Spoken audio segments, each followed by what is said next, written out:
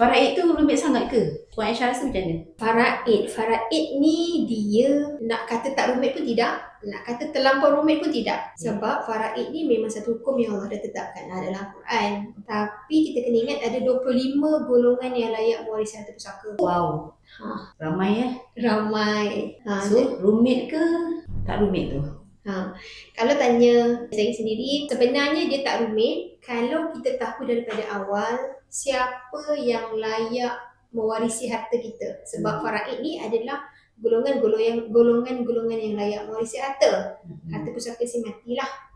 Jadi kalau kita dah tahu awal, waktu kita hidup, sebenarnya ia tak rumit. Tapi kalau kita tak tahu, dia akan jadi rumit kepada waris. Okey, Puan Aisyah, pengalaman saya lah kan, kebiasaannya waris ni dia nakkan faraid dia, tapi dia tak tahu macam mana nak buat. Jadi macam mana nak wujudkan faraid tu? Nak wujudkan faraid tu memang dah ada lah. Maksudnya dia nakkan bahagian faraid dia. Okey, tapi dia tak tahu macam mana nak dapatkan.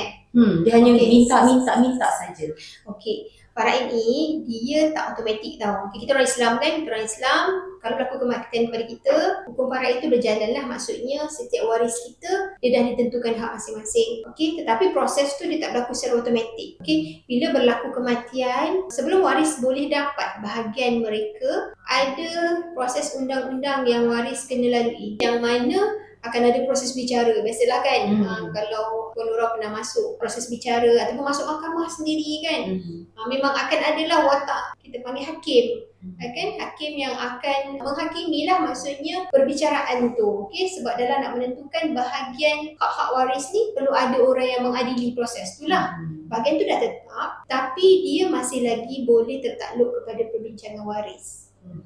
Jadi berbalik kepada soalan, dia tidak automatik, dia ada proses perbicaraan yang perlu dilakukan mengikut undang-undang di mahkamah. Dan kalau proses tu tidak berjaya dilalui oleh waris, sebab proses tu of course lah akan ada dokumen-dokumen yang perlu dimasukkan di mohon kan. Banyakkan kes yang kita bantu, maksudnya kes ni dah berlakulah kematian, waris tak dapat hak secara automatik mengikut hukum faraid sebab gagal nak melalui proses-proses yang rumit ni. Okey, tidaklah rumit jika waris tu tahu kan. Tapi sekarang ni kenapa banyak harta-harta yang tak dapat diberikan kepada waris tu? Maksudnya beku. Apa punca dia? Harta banyak beku. Dekat Malaysia memang banyak harta beku.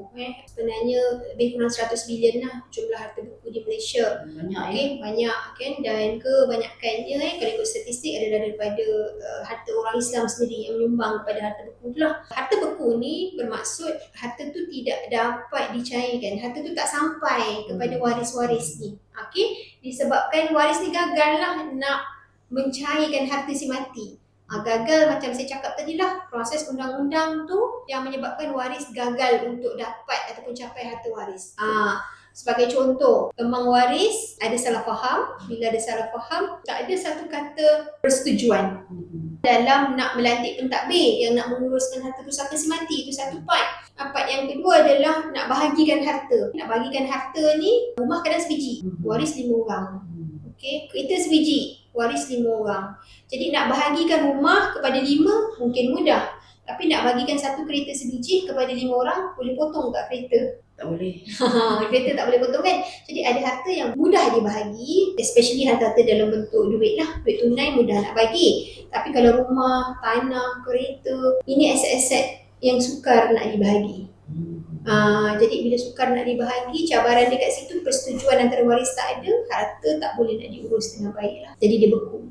Jadi apa nasihat Puan Aisyah kepada masyarakat di luar ni tentang ilmu faraid? Nasihat saya sebenarnya kita sebagai orang Islam, kita kena tahu tentang ilmu faraid ni sebab ilmu faraid ni adalah satu ilmu yang yelah, kalau dalam hadis Nabi adalah satu ilmu yang di akhir zaman memang dah tak ramai lah orang tahu tentang ilmu ni Bila kita tak tahu, kebarangkalian untuk waris makan harta batil tu sangat tinggi. Sebab kita tak faham hak. Dalam satu harta ada hak-hak orang tertentu yang telah ditentukan oleh hukum faraid. Jadi bila waris sendiri tak faham, kebarangkalian untuk mereka mengambil hak orang lain tu tinggi.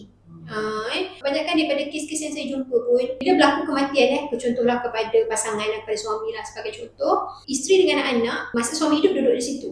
Lepas suami meninggal, dia duduk di situ. Di rumah tu. Betul, dia akan duduk di situ. Sebab itu rumah dia, yang dia tahu itu je rumah dia. Dia duduk di situ. Sedangkan rumah yang dia duduk tu bukan hak mereka sahaja. Ada hak-hak orang lain. Jadi sepatutnya dalam tempoh nak menguruskan harta pusaka tu, dia kena jelas dan kena dapat keizinan daripada waris-waris yang lain yang dia tetap duduk di harta yang bukan sepenuhnya milik dia. Itu kalau yang urus cepat, berapa lama yang macam contoh yang 100 bilion atau berapa tadi, yang tidak diurus berpuluh-puluh tahun. Tapi waris, kebarangkalian untuk dia terus menetap di rumah tu, ada tak? Memang sangat tinggi. Jadi Puan Aisyah, macam isteri, dia tak tahu kan tentang faraid dan dia duduk di rumah arwah suami dia. Dan arwah suami dia pun masih ada lagi ibu, masih lagi ada ayah. Jadi macam mana isteri tu nanti? Macam mana dia nak buat? Dia pun tak tahu siapa yang akan membantu isteri ni. Itulah tu kan. Orang nak harta ramai. Tapi nak bantu uruskan harta bagi pihak anak yatim ataupun bagi pihak balu belum tentu ada. Kan? So nak tak nak, akhirnya memang isteri dengan anak-anak tu kena urus sendirilah. Memang dia kena cari jalan urus sendiri. Sebenarnya selain daripada dia, macam bapa mertua dengan mak mertua dia, maksudnya ayah dan ibu si mati kan ada hak. So semua waris yang berhak ni sebenarnya dia perlu menguruskan harta pusaka si mati. Tapi kebiasaannya lah, kebanyakan kes pasangan yang akan menguruskan. Sebab dia akan memikirkan anak-anak dengan dia nak duduk kat mana. Dia perlu pakai harta pusaka yang suami dia tinggalkan. Sebab ibu dan ayah kebiasaannya dia ada rumah dia sendiri, dia ada harta dia sendiri. Jadi yang lebih memerlukan harta si mati ataupun harta si suami ni adalah pasangan dengan anak-anak.